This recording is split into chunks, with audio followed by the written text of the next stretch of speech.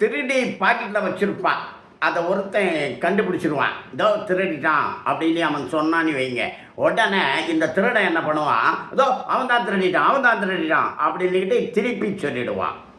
அதை மாதிரி தான் ஸ்டாலின் இப்போ என்ன சொல்கிறாரு, நவாஸ்கனிங்கிற எம்பி, திமுக எம்பி ராமநாதபுரம், அவர் இந்த முருகன் மலையில் நான் பிரியாணி சாப்பிடுவேன், ஏன் சாப்பிடக்கூடாது அப்படின்ட்டு சாப்பிட்டு வீடியோ எடுத்து வெளியிட்டார். அது பிளவுவாதம் இல்லையா, அதை ஸ்டாலின் கண்டிக்கலை.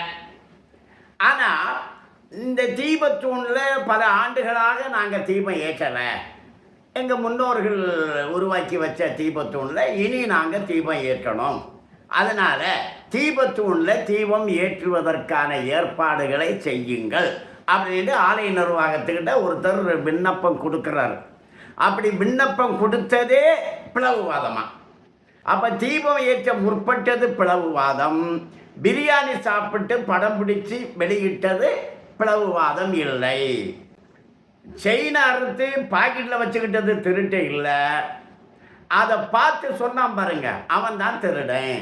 திருப்பூர் ஒரு முருகன் கோயிலுக்கு சொந்தமான ஒரு இடத்துல யாரோ ஒரு கல்லூரி நடத்திக்கிட்டு இருக்காங்க. அது அந்த இடம் கோயில் நிலம், அது கோயிலுக்கு வேணும் அப்படின்னு கேட்டால் அவங்க நாங்கள் வேணால் வேற ஒரு இடத்த தர்றோம் அப்படின்னு சொல்கிறாங்க. அப்போ அரசாங்கம் என்ன பண்ணுது, ஒரு கோயில் இடத்துக்கு பதிலாக இன்னொரு இடத்தை பெற்றுக்கொள்வதாக இருந்தால் அந்த இடம் எப்படி இருக்க வேண்டும், இதனுடைய மதிப்புக்கு குறையாத மதிப்புடையதாக இருக்க வேண்டும் அப்படின்னு ஒரு சட்டத்தை உருவாக்குறாங்க. இவங்க உடனே சட்டத்தை உருவாக்கி அதோட கோயில் நிலத்தை விற்பனை செய்வதென்றால் அது சந்தை மதிப்பை விட அதிகமான விலைக்கு தான் விற்க வேண்டும், குத்தகைக்கு விடுவது என்றால் இம்மாதிரியான ஒரு விலை நிர்ணயத்திலே குத்தகைக்கு இட வேண்டும் அப்படின்னுக்கிட்டெல்லாம் அது கூடவே சேர்ந்து சட்டத்திட்டம் எல்லாம் போட்டு நாங்கள் தமிழ்நாடு அரசு இதெல்லாம் பாஸ் பண்ணியிருக்கோம் அப்படின்னு நீதிமன்றத்தில் கொண்டு கொடுக்குறாங்க. ஏற்கனவே உச்சநீதிமன்றம் சொல்லியிருக்கு, கோயில் நிலங்களை கோயில் சொத்துக்களை எடுத்து கையாள மற்றவர்களுக்கு உரிமை இல்லை, கோயில் சொத்துக்கள் கோயிலுக்கே சொந்தம்னு தீர்ப்பு இருக்கு.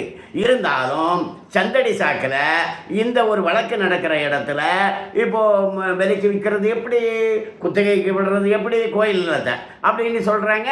அப்போ திமுகங்கிறது இந்துக்களுக்கு விரோதமானது. இந்து மதத்தினுடைய நிலத்தை யாரெல்லாம் அபகரிக்கணும்னு நினைக்கிறாங்களோ, யாரெல்லாம் அசிங்கப்படுத்தணும்னு நினைக்கிறாங்களோ அவங்களுக்கு ஆதரவானது தான் திமுக அரசாங்கங்கிறது வெட்ட வெளிச்சமாக தெரியுது. வணக்கம்.